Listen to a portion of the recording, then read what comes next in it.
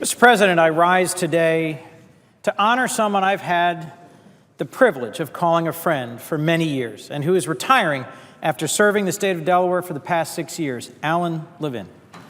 Alan and I both had our first tours of duty here in Washington working for the same Republican senator. I was an intern for Senator Bill Roth in the early 80s, and Alan was his counsel in the mid-80s.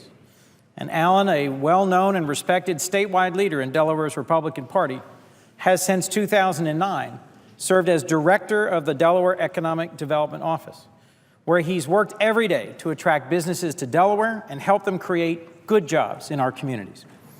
Alan took over at a time when communities throughout Delaware were hemorrhaging jobs and feeling the very worst effects of the Great Recession.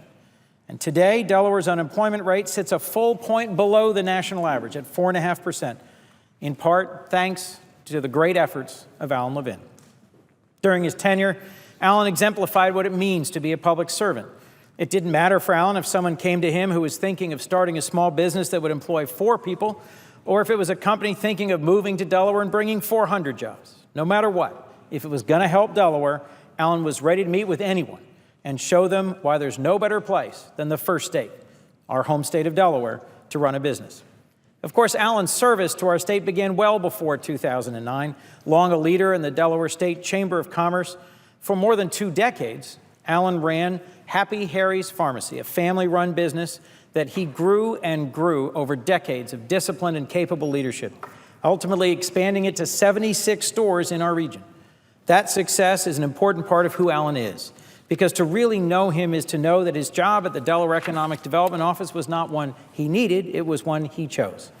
Alan could have continued in and built his success in the business world, anyone can tell you that, but he made a decision at that key point in his life to strive for something else, something more, to make his home state a better place.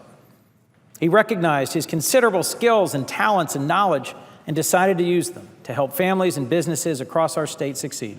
That's a profound thing. And in a world where there's far too many people who shun public life and public service for good reason, Alan stepped up to the plate when Delaware needed him most.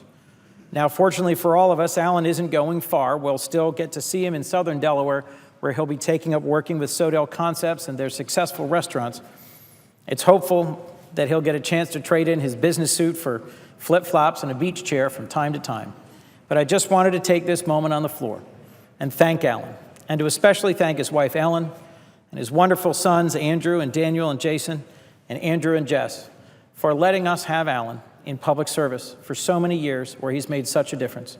It's my hope he'll get to enjoy his family, his grandchildren, and the entire Delaware community, which is so grateful to Alan for his public service.